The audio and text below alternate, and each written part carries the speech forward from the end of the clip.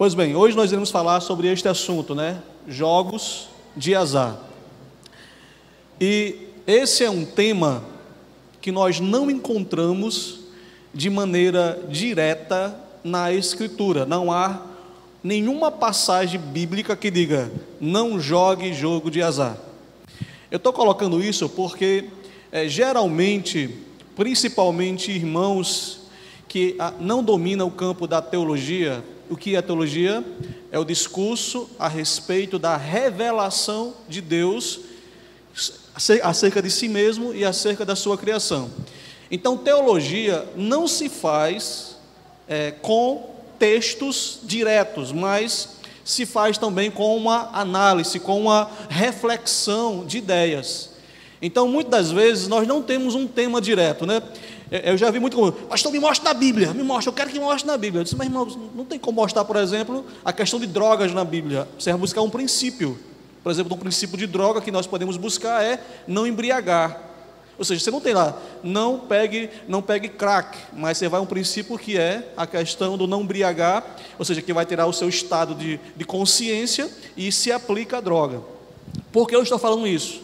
Porque jogos de azar, nós não temos esse tema na Bíblia, mas nós temos princípios que nós podemos aplicar para chegar a uma conclusão.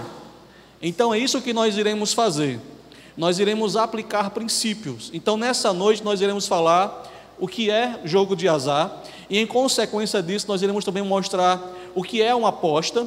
Depois iremos mostrar algumas coisas nocivas que o jogo de azar traz.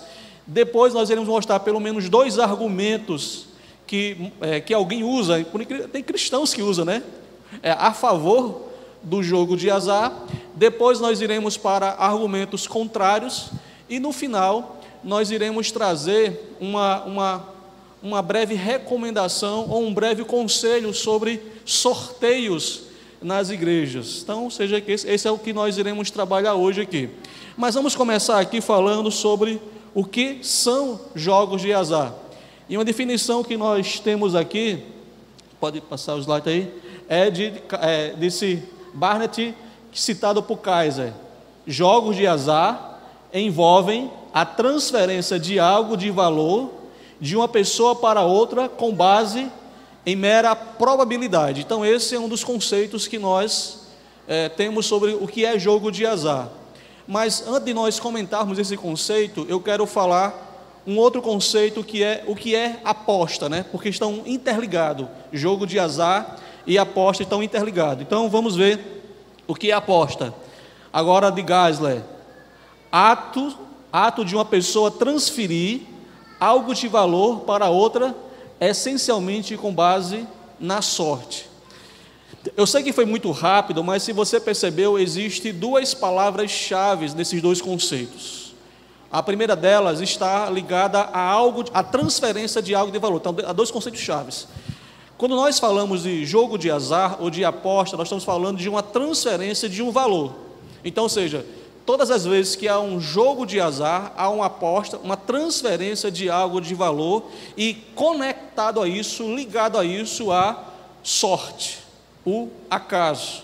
Então você joga a sorte no acaso e daí você percebe que há um perigo muito grande em relação a isso. E aí mais você podia pensar, bem, eu não sei se alguém aqui ele acaba investindo na bolsa de valor, mas a bolsa de valor é a transferência de um valor e requer também de alguma maneira alguma sorte. Bem, na bolsa de valor, diferente do jogo, ele é um risco calculado. E na aposta, não. Na aposta, você não tem um risco calculado, é um risco sem cálculo, sem medida, você não sabe ao certo.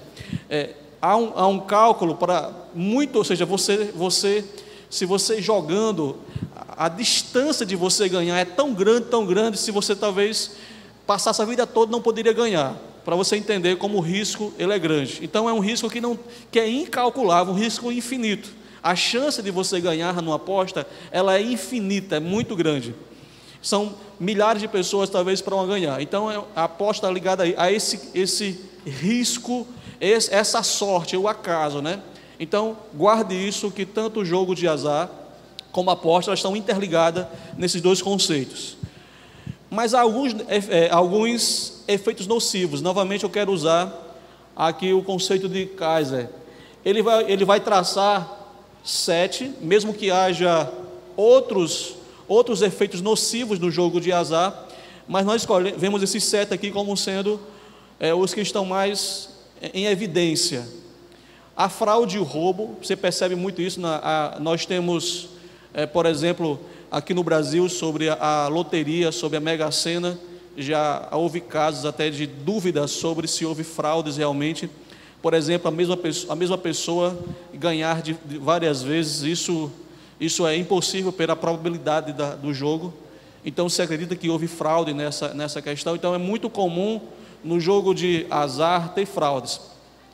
Até mesmo quando nós não apostamos, quando estamos, por exemplo, num jogo de sueca, né, ou buraco, eu sempre vejo que é muito comum as pessoas, elas deram um jeito de fraudar, porque elas querem ganhar a qualquer custo, né, elas roubam, né, carta na manga, combina com outro parceiro. Então isso é algo muito comum nesses jogos, né?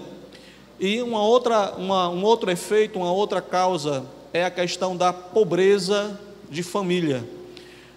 O pai, geralmente é o pai, dificilmente as mulheres, mas geralmente o homem, ele passou a semana toda trabalhando, ou o mês todo trabalhando, ele ganhou o seu salário, e ao ele receber, ele vai diretamente para uma mesa de aposta, e ali ele perde completamente.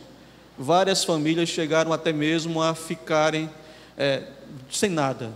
Eu sou um exemplo de família que foi destruturada por meio da aposta. Meu pai era viciado.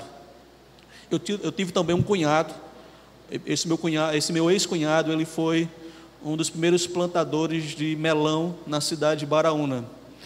E ele chegou a ter reportagem a níveis internacionais, Japão e Espanha. E também na mesa de jogos ele perdeu tudo.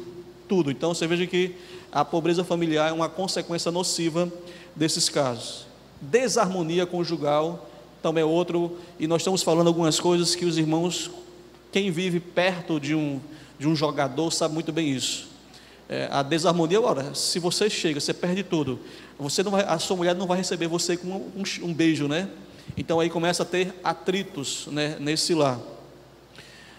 E abuso de substâncias ilícitas. Na verdade, quando chama substâncias ilícitas, até mesmo substâncias legais, como o cigarro, como a bebida alcoólica, elas estão ligadas diretamente a jogos. Mas em alguns casos, até mesmo algumas substâncias ilícitas, digo ilícitas no sentido de não serem legais, né? Porque não é porque algo é legal que é moralmente correto. Algumas pessoas elas fazem essa segunda análise, né? Principalmente alguns crentes. Mas pastor, isso não é legal, ou seja, não está conforme a lei, o governo não permite, porque eu não posso fazer. Nem tudo que é legal, nem tudo que está conforme a lei é moralmente correto. Nós poderíamos citar alguns exemplos desse sentido, que é legal pela lei, mas biblicamente não é correto, biblicamente não está conforme a palavra de Deus, né? Um exemplo disso é legal, a união entre pessoas do mesmo sexo, porém, biblicamente e moralmente não é correto. Então esse é um argumento que não serve para nós cristãos, porque nós fazemos uma distinção do legal e até mesmo para quem não é cristão, há também uma distinção do legal e do moral. Por exemplo, então está sendo discutida a questão do aborto agora. Se tornar-se legal, vai tornar-se moralmente correto? Não. Então uma lei não torna algo moralmente correto. Da mesma coisa acontece em relação aos jogos, como Mega Sena e outros similares. O fato dele ser legal, o fato de ter uma lei que concorda, isso não torna algo moralmente correto, principalmente para nós cristãos. A violência doméstica está ligada a isso. Tentativa de suicídio também, uma vez que a pessoa, quando ela vê totalmente na sarjeta, ela perdeu tudo, então ela às vezes tenta tirar a sua própria vida. Mas nós destacamos aqui a exploração dos pobres. Lá na frente nós iremos falar nisso novamente. Mas por quê? Geralmente, as pessoas que mais jogam, que mais perdem, são os pobres. Nós temos hoje, na atualidade, um salário aproximadamente de R$ 954. Então, geralmente quem mais aposta, se você for em uma lotérica, você vai perceber de que a maioria das pessoas que estão fazendo pequenas apostas semanalmente, ou às vezes 10, 4 bilhetes, são pessoas pobres e às vezes fazem falta no seu orçamento. Às vezes não, sempre fazem falta no seu orçamento. Então, a pessoa pobre, a pessoa de baixa renda, ela é que é mais explorada, é a que mais sofre nesse tipo de jogo de azar. É a que mais perde pela sua capacidade de ganhar menos. Não pela sua capacidade, mas por ganhar menos, por ter uma renda menor, isso acaba tendo uma proporção de perca maior quando joga. Ela faz isso porque quer, mas é porque há uma propaganda ilusória de que ela vai ficar rica facilmente. Ela não tem nada, e de repente, você imagina aí, a Mega Sena está acumulada em R$ 200 milhões. Ora, eu só tenho um salário mínimo. Então, amanhã eu posso ser o mais novo milionário. 200 milhões assim na minha conta, logo assim, então eu vou arriscar. Então, isso é muito sedutor. E as pessoas que são mais seduzidas por isso são as pessoas que têm baixa renda, têm uma renda baixa. E daí, esse é um dos efeitos mais nocivos no jogo de azar, é essa exploração de pessoas pobres, né? Mas nós temos também, além dessa questão de ser nocivo, esses são alguns efeitos, né? Tem outros efeitos, mas nós temos também alguns argumentos, né? Que são argumentos que alguns usam a favor do jogo de azar. Nós aqui selecionamos dois, como os dois principais. Estão vendo aí? O primeiro deles é que a palavra a sorte é usada na Bíblia. Tanto Josué quanto os apóstolos usaram um tipo de sorte que era duas pedras. Aqui não dá para ver direito aqui, mas está na mão do sacerdote, mas aqui tem no peitoral. Duas pedras chamadas Urim e Tumim. Urim e Tumim, onde havia ali a sorte, por exemplo, aqui na questão das 12 tribos, na escolha das tribos. Então, eles jogaram a sorte para escolher a tribo. A mesma coisa aconteceu em relação à escolha dos apóstolos. Estava ali pessoas que andaram com Jesus durante os seus 3 anos e meio de ministério, e aí jogaram o Urim e o Tumim, e até chegar à pessoa de Matias, ou seja, foi a sorte. Qual é o problema com esse argumento? Qual é o problema? É que esse argumento da sorte não era uma sorte ao acaso. Por trás dessa sorte, entre aspas, estava o que nós chamamos de soberania de Deus, ou o que nós chamamos da escolha de Deus. A vontade de Deus estava por trás disso. Provérbio vai dizer que o homem lança a sorte, mas a decisão certa vem da mão do Senhor. Então você percebe de que não era uma sorte ao acaso, mas era uma decisão de Deus. E uma das teorias que fala dessa sorte era que Deus colocava na mente do sacerdote qual era a vontade dele. Então, colocava a tribo A e tribo B. E aí Deus colocava na mente, tribo A. Era uma das maneiras. Então, ou seja, Deus estava dirigindo todo o processo ali, entre aspas, da sorte. Uma outra questão que nós podemos objetar sobre essa questão da sorte é que não envolvia nenhuma questão de valor. Lembre que nós falamos que uma das coisas do jogo de azar é o valor. Então não envolvia o valor e nem envolvia a sorte. Não tinha valor e envolvia a decisão de Deus. Então esse argumento de que havia sorte para justificar um jogo de azar não condiz com o que a Bíblia fala sobre sorte. Isso é importante porque nós precisamos sempre, quando analisamos um argumento, analisamos algo da Bíblia, precisamos analisar à luz do seu contexto. e não à luz do que nós pensamos. Um dos principais problemas de interpretação, eu estudo esse assunto, né, há 10 anos, eu tenho uma coleção de livros, então eu pesquiso constantemente neste assunto, é exatamente isso, é que as pessoas têm uma ideia, e essa ideia elas colocam no texto. O que acontece isso? Elas sempre vão chegar a uma conclusão errada, porque elas já estão com a conclusão errada, elas apenas estão buscando algo para balizar, e a maneira correta é o contrário. Eu preciso analisar o texto para chegar a uma conclusão, e não ter uma conclusão e buscar o texto. E no caso aqui da sorte, a pessoa tinha uma conclusão. Qual era a conclusão da pessoa? Eu posso jogar. Então, eu preciso ir na Bíblia buscar agora o argumento para a minha conclusão. Então, geralmente, ou todas as vezes que fazemos isso, nós sempre iremos errar na resposta, porque nós já temos a conclusão.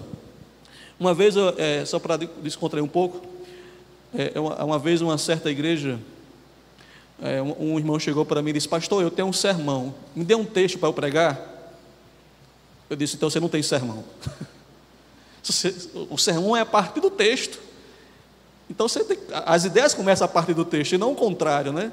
Então serve também para você. Olha, eu tenho uma conclusão, pastor. Eu acredito que jogo é possível. Jogo de azar nós podemos jogar, nós podemos apostar na Mega Sena. Agora eu preciso de texto para balizar isso.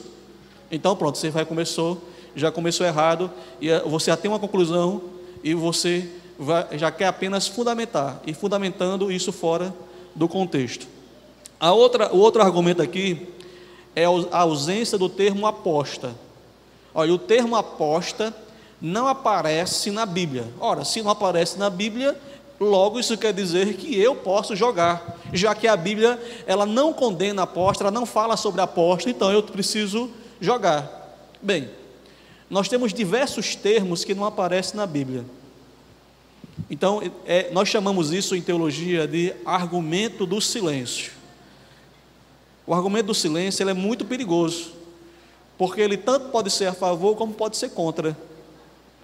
Então, o argumento do silêncio ele não é o melhor argumento. Então, não há a palavra aposta. Bem, é verdade, não há a palavra aposta, mas a pergunta é: há algum conceito, há alguma ideia que proíba a aposta? Isso é um ponto. A mesma questão, alguém chega para você, os unicistas, disse: não há a palavra trindade na Bíblia, né? Os testemunhos de Jeová. Realmente não há, mas há o conceito de trindade na Bíblia? Há. Então, ou seja, o fato de uma palavra não existir na Bíblia não implica em dizer de que o conceito que está por trás dessa palavra não exista, e nós precisamos buscar esse conceito. Então, o termo aposta realmente não existe na Bíblia, mas, como nós iremos ver, o conceito de uma proibição de aposta, a partir de análise de princípio, existe, e é a partir dela que nós iremos analisar isto. Mas antes nós queremos começar sobre argumentos contra o jogo de azar, ou argumentos, aqui, na verdade, argumentos a favor, viu? Eu errei aqui no slide, né? Argumentos favoráveis, né? Eu me empolguei tanto que não, tá certo, aqui são argumentos a favor, agora é argumento contra, né? Eu me empolguei porque eu percebi isso.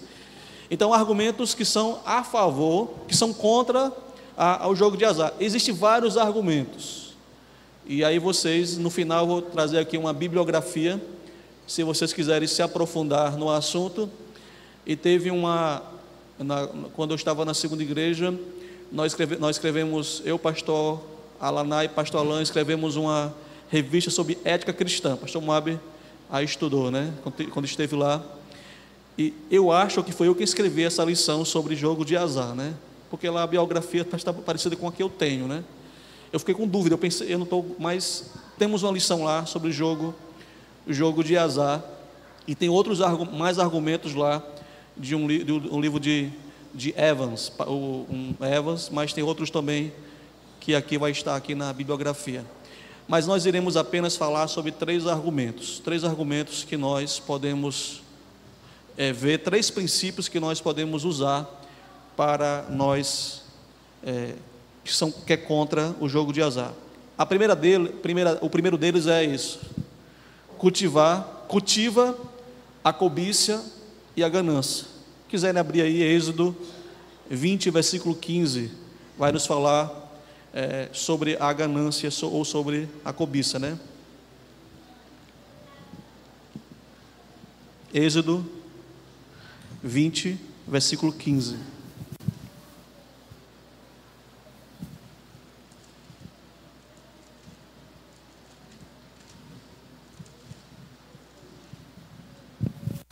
Vou ler aqui para os irmãos. Diz assim, Êxodo 17, exatamente, aqui está o versículo errado. Não cobice a casa do seu próximo, não cobice a mulher do seu próximo, nem o seu servo, nem a sua serva, nem o seu boi, nem o jumento, com as coisas que pertençam ao seu próximo. Vocês percebam que esse texto aqui, ele não está falando diretamente sobre o jogo de azar, mas está falando sobre a cobiça. Ou seja, a cobiça, ela, não somente nesse texto, mas em diversos outros textos da Bíblia, tanto a cobiça quanto a ganância, elas não são recomendadas, ou há uma advertência contra elas. Por exemplo, Paulo vai dizer lá numa das cartas de Timóteo, disse o seguinte: se temos o que comer e o que beber, estejamos satisfeitos. Ele está falando das necessidades básicas. Se nossas necessidades básicas estão sendo supridas, então fique feliz com isso. Por quê? Ele vai dizer, algumas pessoas, em nome da cobiça, em nome da ganância, elas caem em ciladas. Então, ou seja, esse princípio da cobiça, ele é constantemente repetido. Então, se esse princípio da cobiça é repetido para nós não cultivarmos, é repetido para nós não andarmos nesse caminho, a pergunta é, por que nós jogamos? Por que você vai fazer uma mega sena? Por que você vai comprar, você vai para uma mesa de baralho jogar? O que está por trás disso? Uma maneira fácil de ganhar. Você está, claro que tem a questão do vício, mas muitas das vezes está por trás disso a cobiça, o desejo de ter algo que você não tem. A cobiça está muito ligada a isso. Ou o desejo de ter algo que o outro tem. Ou o desejo de ter mais, de aumentar o que você tem. Então, ou seja, a cobiça, ela está por trás do jogo de azar. Ela está ali, ela está acompanhada. Ninguém vai jogar porque quer perder. Ou porque quer manter o que tem, ele quer sempre mais. Você percebe que é exatamente isso que é pego a pessoa que está no jogo. Ela ganhou R$10. Se eu ganhei 10, eu posso ganhar 20. Ela ganhou 20, se eu ganhei 20, eu posso ganhar 50. Então veja que ela está cobiçando, no caso da Mega Sena, 200 milhões de reais. A Mega Sena da virada. Então ela começa a cobiçar esses 200 milhões de uma maneira fácil. Ela quer isso. Então ela deseja isso. Então está por trás desse desejo de jogo, a cobiça, o desejo de querer ficar rico facilmente. Então a cobiça é um princípio que é desrespeitado, não a princípio da cobiça, né, mas o mandamento da cobiça, ele é desrespeitado nessa questão dos jogos de azar. Ele é altamente cultivado pelas pessoas que jogam. Com exceção das pessoas que estão viciadas, vai se juntar também com relação ao vício, mas ela começa a jogar com desejo de ganhar mais e mais.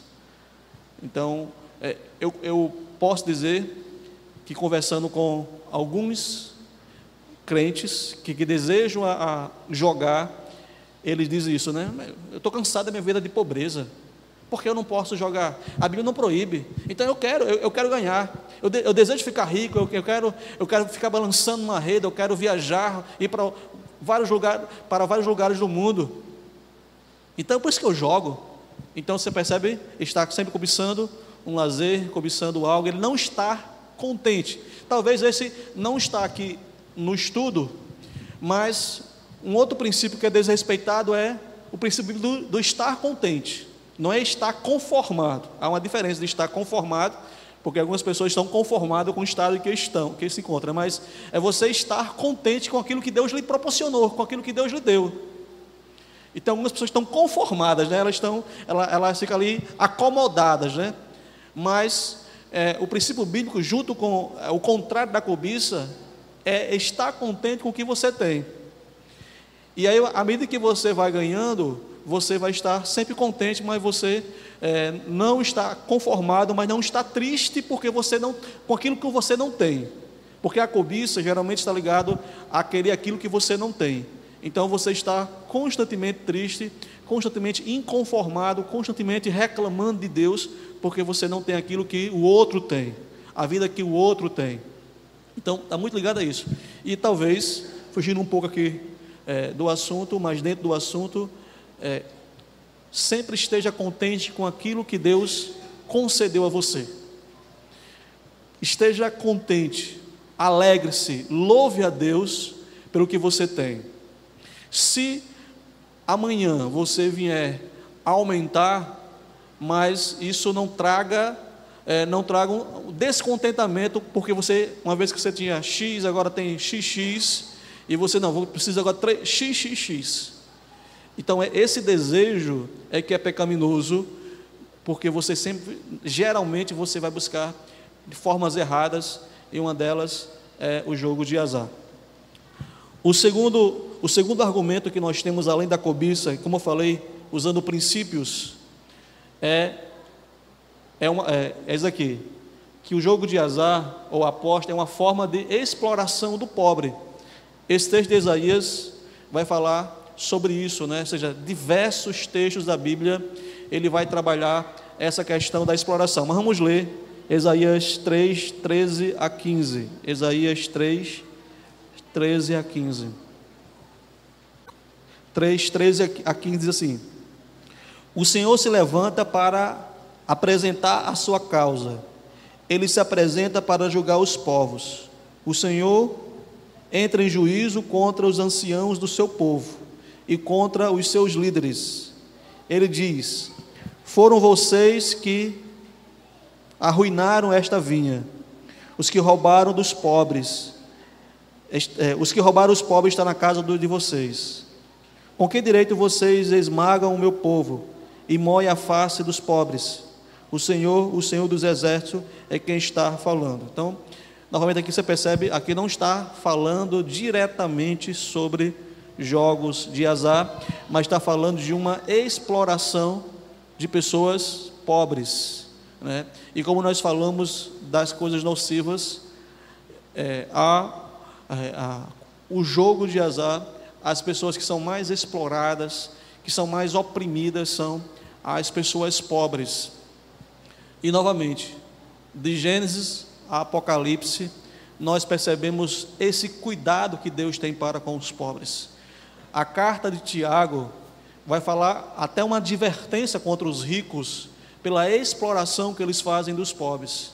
Então, de alguma maneira, o jogo de azar é uma legalização, mais uma legalização do governo para tirar daqueles que menos têm, que são as pessoas mais pobres, uma vez que são elas que estão mais desejosas de sair da situação a qual elas se encontram, e daí elas são, mesmo que não haja uma arma na cabeça delas para que elas sejam roubadas, digamos assim, mas há por trás disso uma manipulação, por meio do marketing, a mídia, quando coloca ali, quando faz toda aquela propaganda em cima para que se jogue, e eu falei, a propaganda usa a cobiça para isso, né? Usa o desejo do ganho. Então a pessoa que está mais frágil ao jogo são as pessoas que são mais pobres, que ganham menos, que estão desejando mais e mais. Então por isso que elas são mais exploradas. Há estudos nos Estados Unidos, um estudo lá sobre esta exploração. Eu não estou trazendo para os irmãos porque por mais que tenhamos uma realidade semelhante aqui no Brasil, mas cada realidade tem que ser medida conforme a sua realidade. Então, talvez eu trouxesse um número para os irmãos sobre essa questão da exploração, que não cabe lá. Por exemplo, eu estava calculando lá que uma pessoa pobre, ela ganha $5.000 por ano. Então essa vai ser mais prejudicada. Eu fui tentar fazer o cálculo, mas o dólar hoje está mais ou menos 3,60 aproximadamente. Então daria o salário mínimo dela, eu fiz um cálculo, eu não sei se eu fiz o cálculo correto, mas se eu não me engano dava aproximadamente R$ 1.200. E aí elas gastam aproximadamente um terço desse valor, que dava, desculpe, era 400 e poucos dólares, né? 400 e poucos dólares por ano, que daria mais ou menos R$ 1.200 por ano, por mês, quer dizer, elas estariam ganhando por mês R$ 1.200 e gastando um terço disso. Então você imagine uma pessoa gastando mais ou menos um terço de R$ 1.200, o quanto ela irá deixar de ter no mínimo uma comida de qualidade, uma alimentação de qualidade. Então, ou seja, quando alguém está apostando, quando alguém está jogando, ele está diminuindo a sua capacidade de ter uma alimentação melhor, a sua capacidade de investir mais na sua saúde, a sua capacidade de investir até mesmo num momento de lazer com a sua família. Enfim, você veja que ele é o mais prejudicado. Então, por isso que quando nós estamos incentivando o jogo de azar, nós também estamos incentivando a exploração e a opressão das pessoas mais pobres, a qual Deus disse que nós devemos cuidar delas. Somos nós. Só mais um parênteses, não é a igreja que tem que cuidar dos pobres, é os cristãos. Qual é a diferença isso? A Bíblia, eu sei que vai ter um estudo sobre pobre, não sei se vai ter outra visão, mas a visão bíblica de cuidar dos pobres não é a igreja que faz a obra social, mas grupos de irmãos que fazem uma ONG. É a diferença, né? Ou seja, a igreja é uma agência de ganhar almas para o reino de Deus. A função de cuidar dos pobres são nossa, é minha. Eu como cidadão, pastor Moab como cidadão, nós como pessoas, como indivíduos de uma sociedade e como cristãos, nós temos esse dever de cuidar. Então, se você vê na Bíblia, você nunca vai ver a igreja cuidando dos pobres lá fora. Você vê a igreja cuidando dos pobres dentro da igreja. Mas há um incentivo de pessoas cuidar de pobres, dos necessitados. Você pode ler a Bíblia. Você não precisa ser um teólogo. Faça uma leitura superficial da Bíblia e veja essa diferença. Igreja cuida, o diaconato, cuidar dos pobres da igreja. Como cidadão, cuidamos dos pobres lá fora. Daí, a igreja não tem ONG. Quem tem ONG é irmãos de igreja.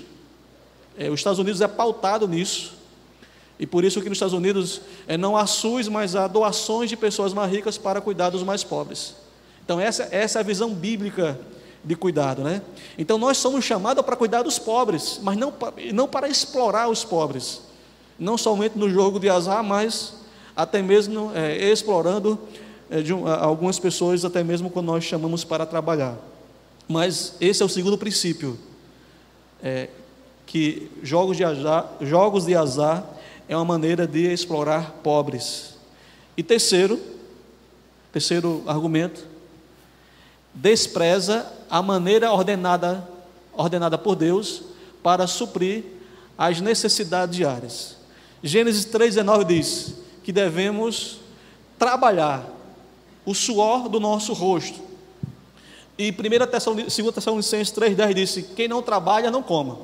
Ou seja, a Bíblia não é consequência o trabalho na Bíblia, o trabalho não é consequência do pecado. A dureza foi consequência do pecado. Mas para aqueles que são preguiçosos, eu tenho uma triste notícia de você. Se você for morar no novo céu e nova terra, lá vai ter trabalho e todos irão trabalhar.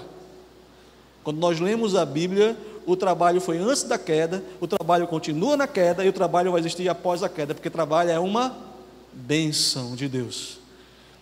Quando Deus cria Adão, a primeira coisa que ele vai dizer: Adão, vá cuidar do jardim e vá nomear os animais. Mente ocupada, vá trabalhar. Mais uma ressalva: essa é a verdadeira obra social.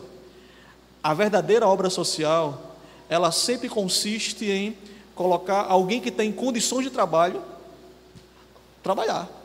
e não sustentar uma pessoa que está em condições de trabalho, que pode trabalhar e não quer trabalhar.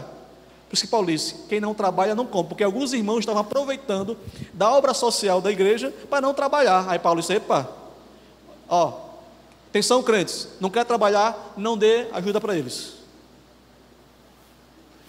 Então, ou seja, essa é a maneira de Deus tem para nós conseguirmos suprir as nossas necessidades, de estarmos crescendo nesse contente. Ou seja, eu estou contente com isso, e aí Deus me prospera, eu continuo contente debaixo da vontade de Deus, mas a forma de Deus é o trabalho.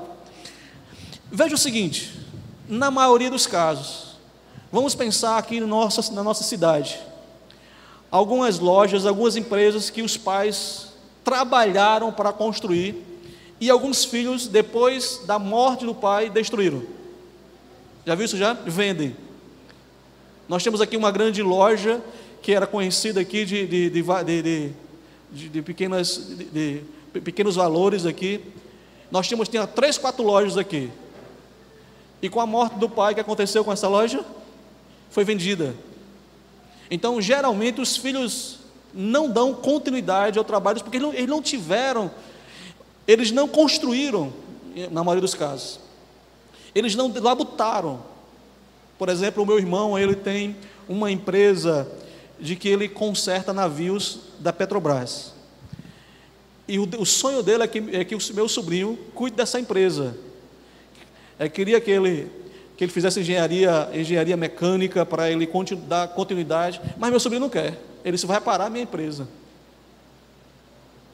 Então, na maioria das vezes, os filhos não continuam. Por quê? Porque na maioria dos casos, não dão valor. Mas, um exemplo prático, existe um grande empresário na área de marketing, e uma das coisas que ele ensinou os filhos, foi ser empreendedores. Ou seja, a construir a sua própria fortuna. Então, ele está vivo, mas os filhos construíram o seu próprio trabalho, e cada um tem sua própria empresa. Depois vão herdar deles, mas ele ensinou os filhos a fazerem isso. Meus irmãos, fugindo novamente do assunto, se você quer cuidar bem do seu filho, ensina o seu filho a trabalhar, a ganhar o pão. Esse é o maior legado que os pais dão aos seus filhos. E não dá tudo de mão beijada para eles. Lá na igreja, nós temos um princípio. Vai ter um congresso dos jovens. E aí o jovem não tem condições de bancar. Pronto, nós vamos doar. Mas tem uns pratos lá na cozinha da igreja, você vai lavar aqueles pratos lá. E depois nós doamos a sua mensalidade lá do congresso, o seu dinheiro lá do congresso. Nós damos. Mas por que nós fazemos isso? Porque nós queremos criar pessoas que valorizem o trabalho, porque senão elas vão ficar sempre desprezando aquilo que Deus construiu. Então, o jogo de azar, ele despreza isso, o que Deus ele determinou para que eu possa crescer, para que eu possa suprir as minhas necessidades. Essa é a maneira bíblica. E, meus irmãos, nós precisamos mais olhar para a Bíblia para saber qual é a vontade de Deus, e não colocar a nossa vontade na Bíblia. Essa é a grande diferença que nós precisamos fazer. Então, nós temos esses 3 princípios, mas existem outros também nessa parte da Bíblia, mas eu quero concluir com esse apêndice aqui, já que não está diretamente ligado a jogo de azar, mas eu quero falar sobre isto, né? Sobre os sorteios na igreja. Nós temos isso aí. Primeiro, como pastor, nós nunca invadimos o espaço de outra igreja, né? Então, o pastor aqui. Então, aqui, veja apenas, eu não sei como é a prática aqui da igreja, certo? Mas eu vejo aqui apenas como uma orientação para a igreja, né? Quando nós fazemos sorteios na igreja, nós usamos meios contrários aos princípios bíblicos. Nós percebemos de que esse jogo de azar, e o sorteio de alguma maneira também é um jogo de azar. Por quê? Porque você tem um investimento e você tem uma probabilidade para ganhar. Então essa não é uma maneira bíblica de você ajudar alguém. Olha, nós temos o irmão fulano que está precisando de fazer uma cirurgia, e aí uma irmã vende o Avon, está aqui, eu vou doar aqui esse perfume da Avon. Nós fazemos os bilhetinhos, nós vendemos aqui no bairro, e aí nós arrecadamos para ajudar aquele irmão que está precisando. Então fazemos sorteio, mas aí se nós entendemos de que essa é a maneira errada, não respeita os princípios bíblicos, então nós não deveríamos praticar isso. Não seria incoerente isso? Como é que eu vou chegar para um homem, um jovem da igreja que está querendo jogar na Mega Sena, por exemplo, e dizer que é errado quando a igreja faz sorteios? Não é assim? Não, mas pastor, por que o sorteio da igreja pode, o de lá fora pode? Alguém disse assim, colocou o nome de igreja, virou sagrado. Ou seja, então quer dizer que o problema é só quando o sorteio, é só quando a cartela é fora da igreja. Nós fazemos essa dicotomia entre o santo e o profano. Só que o cristão, ele vive numa sociedade. O cristão é a igreja, ele é membro de uma igreja, ele faz parte de uma igreja em tudo que ele participa. Então, a concepção aqui, eu estou dizendo, eu não sei, aí me perdoe se eu estou dizendo aqui algo contrário a o que a igreja ela nos mostra aqui, que a igreja faz. A outra coisa que nós queremos colocar aqui é que a maneira bíblica de ajudar um necessitado é uma oferta voluntária. Se você ler a Bíblia, vamos lá, Levítico 25, 35. Alguém abra aí e leia. Levítico 25, 35. Pode ler aí. Esse é apenas um texto, mas nós temos novamente toda a Bíblia falando sobre isso. Levítico 25, 35. Também, se teu irmão empobrecer ao teu lado e lhe enfraquecerem as mãos, sustentá-lo-ás, como estrangeiro e peregrino viverá contigo. Veja que a função é de sustentar o pobre é nossa, né? E Romanos 15, 26 diz que as igrejas gentílicas estavam fazendo coletas para ajudar os irmãos da Judéia, que estavam enfrentando uma fome. Essa fome aconteceu no ano 49, na época do imperador Cláudio. Então houve uma grande fome ali na Palestina, na atual Palestina, que na época não era Palestina. Mas qual foi a forma que os irmãos ajudaram? Você vai ver aqui em Romanos. Antes de vir para cá, acabei de concluir agora 1 Coríntios, a minha leitura de 1 Coríntios, capítulo 16, vai dizer, do versículo 1 e 2, vai dizer que os irmãos separassem a oferta para mandar, quando Paulo chegasse, ia mandar um grupo de irmãos. Ou seja, se você ler a Bíblia, a maneira que nós temos para ajudar alguém necessitado, um irmão necessitado, é a oferta voluntária, conforme o que nós ganhamos. Ou seja, quem ganha mais, deve doar mais, quem ganha menos, deve doar menos. Mas não é assim que nós percebemos não, né? Eu ganho um salário mínimo, dou R$50. Pastor Moab ganha 5 salários, doa R$2. Ou seja, está com avareza. Então é proporcional. Ora, se eu ganho um salário mínimo e estou doando R$50, se ele ganhar 5, no mínimo tem que ser R$200 a oferta dele. É proporcional, é de acordo com o que você ganha. Mas infelizmente nós não percebemos isso nas igrejas. Os irmãos que ganham mais são os que doam menos, são os que mais são avarentos. Então, se nós cumpríssemos os princípios bíblicos, nós não teríamos irmãos necessitados na igreja. Nós não teríamos. Porque no lugar do irmão passar 10 anos na fila do SUS para fazer um exame, a igreja bancaria esse exame. Ou seja, com a doação voluntária dos irmãos. Esse é o princípio bíblico, e não sorteio. Mas, digamos que a igreja ela doou as ofertas, e as ofertas foram insuficientes. Qual é a maneira que nós temos para que nós não transgredimos o princípio bíblico de fazer jogo de azar dentro da igreja? Como é que nós fazemos isso? Bem, nós temos alguns eventos, nós podemos fazer almoço, todos doados também. É como almoço, a feijoada é muito bom, né? Jantares. Então, você pode fazer um bazar. Ou seja, você tem outras maneiras que não sejam a maneira errada de você praticar na igreja, contrariando o que você prega. Então você pode fazer isso. Então há essas maneiras aí. O que eu faço? Às vezes acontece, né? Estou no seminário, às vezes, né? Eu estou em algum lugar, pastor, nós estamos vendendo esse carnezinho aqui para nós fazer um sorteio para doar ao irmão. Diz, quanto esse carnê? Ah, é tanto, então pô, tá aqui, eu não quero o carnê. Por quê? Porque a minha vida como cristão, a prática da minha vida como cristão não pode ser incoerente com aquilo que eu ensino.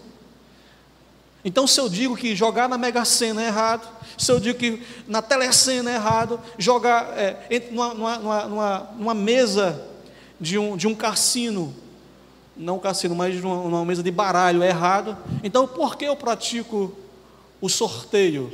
Por que virou sagrado esse sorteio agora? Então, no lugar de você comprar o bilhete, doe a oferta. Se você pode doar mais, doe mais. É isso que nós precisamos viver conforme as regras e os princípios bíblicos, né? Se você quiser se aprofundar no assunto, aqui são Gasler, ética cristã, Kaiser Júnior, o cristão e as questões éticas da atualidade, e Leonardo Renovaldo Lima, né, ética cristã, confronta as questões. São 3 livros que você pode ver sobre este assunto e outros assuntos, né? Se eu posso indicar como principal, esse daqui, muito bom, é excelente esse livro aí. Então esse livro aqui, ele vai tratar tanto de maneira filosófica, ele vai usar os argumentos bíblicos e filosóficos. Esse daqui vai usar a ênfase deles aqui, pregação. Então ele vai usar mais princípios bíblicos, vai usar textos bíblicos, lá tem um modelo de sermão para você pregar sobre o assunto, né? Por exemplo, desse assunto aqui, ele vai usar capítulo 6 de Mateus, versículo 24 a 35. Ele vai fazer um sermão sobre jogo de azar, baseado no capítulo 6 de Mateus, versículo 24 a 35, né? A prioridade, ele vai trabalhar lá três princípios desse texto sobre jogo de azar. Então, aqui, para quem quer trazer um sermão sobre questão ética, esse aqui é o livro. E esse aqui, ele é um livro mais simples, ele se baseia um pouco nesse aqui e o do Evan. Eu tentei procurar lá em casa, eu não sei se eu doei alguém, se emprestei, o dono ficou, né? Mas é um livro de bolso, porque é um livro de bolso lá, que fala sobre loteria, né? Loteria, do Evans, então da editora Vida. Então, esses são a minha pequena contribuição nessa semana teológica. Não sei se criei mais dúvida ou se esclareci. Que Deus abençoe.